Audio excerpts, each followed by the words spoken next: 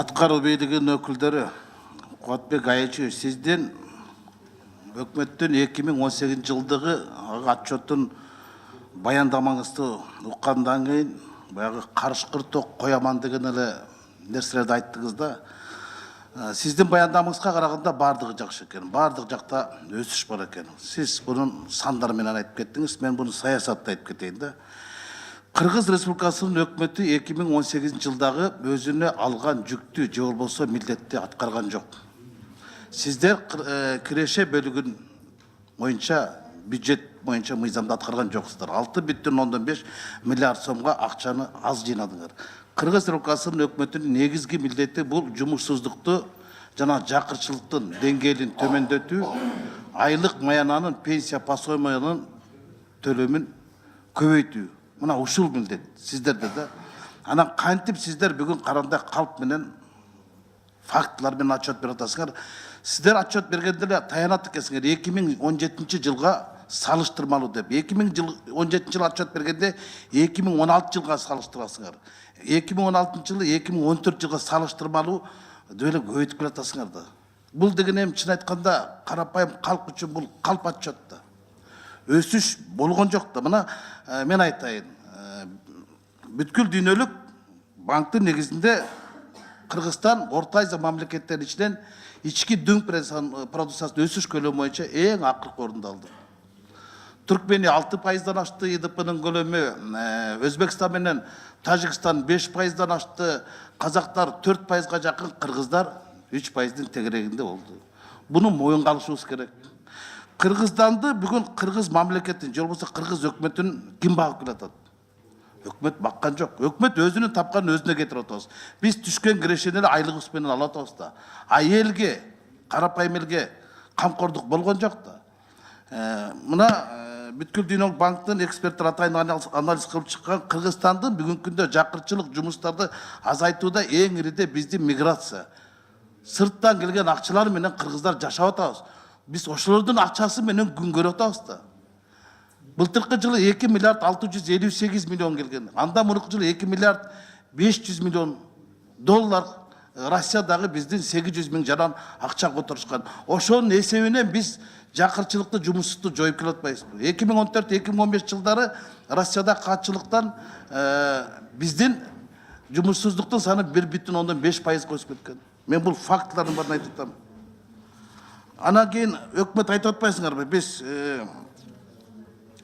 дүйнөдө бир дагы мамлекет жок экен Кыргызстандан башка ошол мигранттарга каржысына көз каранды болгон. Биз акыркы 2 жылда дүйнөдө 1-нчи орунда турат экенбиз, 2-нчи орунда Тонга, 3-нчи орунда Тажикстан турат экен. Эң көп биздин акча ошо миграциядан которгон акчанын көлөмү ошо тышкы миграциядан келет экен да. Тышкы миграциядан келген акчалардын көлөмү биздин чыгаш өкмөттүн чыгаша бөлүгүнөн 100 эгер 61 миллиард сом болсо андан да ашып кетип атат. Бул факты да. Биз буну моюнга алышыбыз керек да. Мына салык кызматы менен бажы кызматы пландарды аткарышкан жок. А бүгүн отурушат.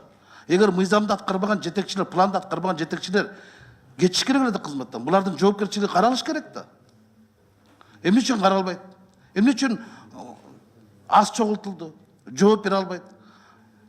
Айтыңызчы, бажы кызматы барсыз бул жерде? Былтыркы жылдын январь, февраль, марты боюнча көлөмү канча эле? Бажы салыктарын чогултуунун пайыздык. Рыскелди Чыныбекович, мен толугу менен айтып кетейинби? Жок, мен сизден түз суроо берип атам, түз жооп бериңиз, буйтактабай. Январь, февраль, мартты сурап атам. Биринчи квартал.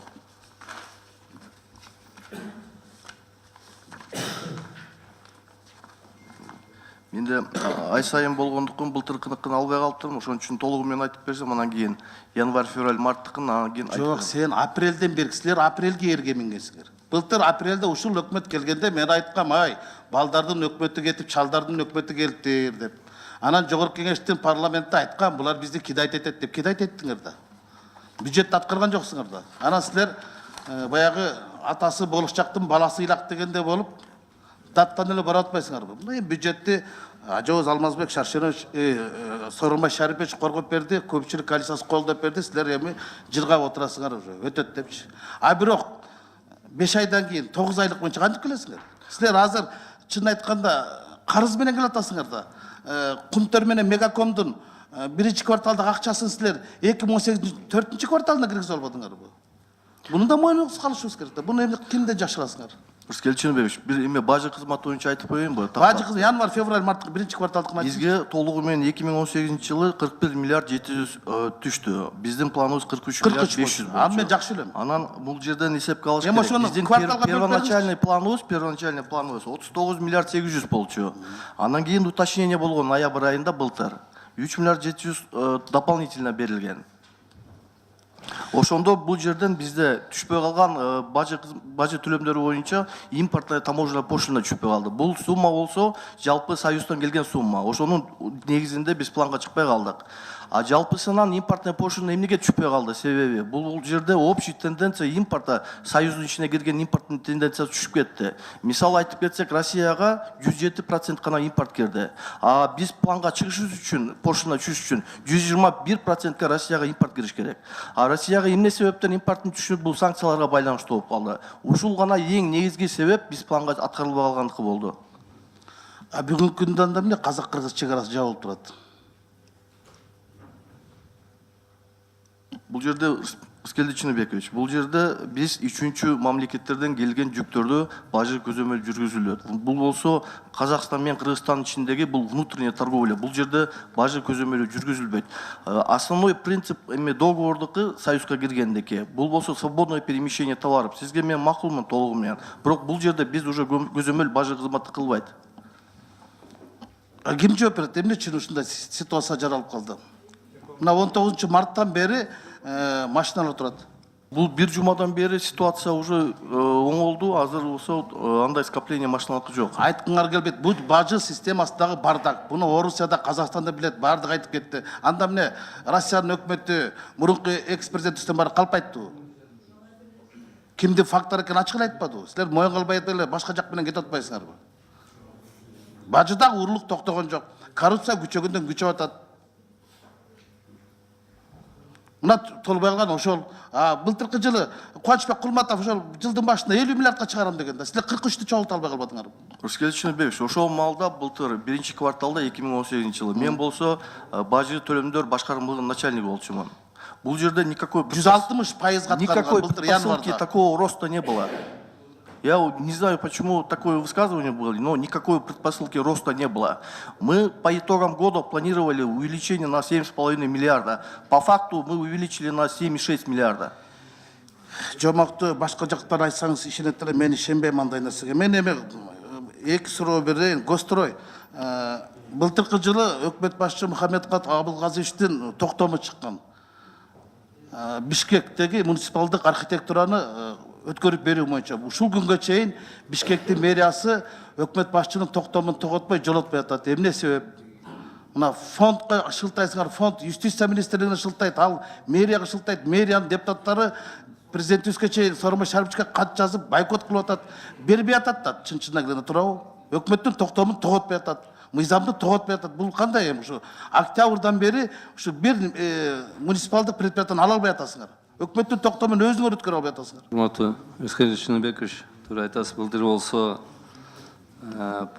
постановление чыккан болчу. Мурунку 15-жылкы токтомду күчүн жогот деп тапкан Темирсариевдин Бишкек муниципалдык өткөрүп эмне үчүн бербей атат сизге? Бүгүнкү күндө бүт министерство ведомстволор менен согласование өткөн, туура Гостройдун астына берилсин деп. Бирок бир маселе болуп атат. Бүгүнкү күндө делегированный полномочия менен мэрия болсо ушу суроо туруп атат да бу жердечи. Гор кеңештин решениясы керек экен имуществосы боюнча. Имуществосы муниципалитетке өткөнгө байланыштуу гор кеңешке булар болсо алып чыккан жакында. Ошо маселе чечилбей жатат, материальный ценность боюнчачы. Мындайда Бакыт Абышевич, мэр бергиси келбей атат, өкмөттүн алы келбей жатат. Мында кыргызча айтканда туурабы? Саботаж кылып атат. Куатбек Айылчевич, ушуну өзүңүз жазып алсаңыз, юстиция министрлиги бүгүнгө чейин буларга сертификат лицензиясын бербей атат. Эми 6 айдан бери ала албай атат. Өкмөттүн токтомун эч ким атат. Экинчи, транспорт министрлиги. Сиздер өткөндө мен айттым да, ошо жанагы Бишкек Кара-Балта жолундагы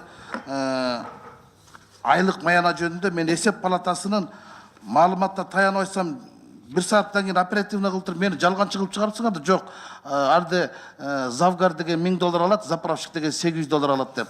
Мына жерде Акипресске чыккан. Силер эгер кыйын болсоңор, Минтрас, ошону сот койгула. Бул жерде жазылып жүрбөйбү? Мынакей, зарплата, ответственность за техсостояние действия автомашин подрядчика по участку дороги Бишкек-Карабалта составляет $11,5 тысяч дейт. За заправку автомашин $5,7 тысяч дейт. А силер эмне менен жалганчы кылып атасыңар? Бул анда эсеп палатасы сот койгула, Акипрессти сот койгула. Силер акырын пресс-служба Минтрас Момбековдун айткандары не соответствует действительности депчи. Эмне берип атасыңар силер? Мы уточнили вашу информацию, потому что эта сумма, заработная плата за 7 месяцев. Это заработная плата не за 1 месяц. Сиз ошону утачты эткен алда артыңызда турган счетный палатадан айтыңыз. Алар они указали, но без там у них в отчете нет, что это плата за месяц. Экинчи маселе 1 минут сурайм. Но талас-тарас жолунда 3-нчы фазасы бүтті да. Мына ошол жерде чакырыппы. Директору Йылмаз Хун Эртугрул деген түрктүн жараны турабы. Ал Баткен Исфана жолунда салган. Менде Ички иштер министринин орун басары Каныметовдун Финполдун орун басары Абдылдаевге жазган каты турат. Бул эл аралык издөөдө жүргөн аферист мошенник экен го. Интерпол аркылуу издөөдө жүргөн киши Кыргызстанда жолдорду салып атат да. Мына Эртугрул, бул Эртугрул болсо түркчө бизде Эргул экен да. Эл аралык издөөдө жүрүптүр да бул. А биз болсо миллиондогон тендерлерди берип койдук. А бул болсо тендерди алганда субподрядчик көргөн, субподрядчиктер акчасын ала албай жүрөт. Талас-тарас суу самыр жолунун 3-нчы фазасында 1 километр жерди асфальттын албай үстүнөн алып кеткен. Ошол жерге Минтрас менен чогуу биргеликте $1 миллион акчаны чыгарып кеткен. Башкы прокуратура кылмыш ишин козгогон, а бирок иш ордунан козголбой турат. Иш ордунан козголбой турат. Мына турат, эл аралык издөөдө Өзбекстан жарыялап тур. Туркиядан да качып жүргөн экен. А бизде свободно 2 чоң тендерди утуп алды. Кыргызстан менен аферисттердин мамлекети. Карабайсыздар ушундайларды? Мен тендер талас-тарас суу самыр башталып атканда андай маалымат болду болгон жокпу аны билбейм. Бирок алар иштеп аткандан кийин где-то майдын 2018 жылы майда ошо между генподрядчиками и субподрядчиками начались хозяйственные, финансово-хозяйственные споры, ну, которые продолжаются до сегодняшнего дня. А бул компания ошол билингенден кийин, и была информация тоже, что он был субподрядчиком на Ош Бишкек, Ош Баткен Исфана. Консультант это не подтверждает, что компания Чакрепер была там субподрядчиком.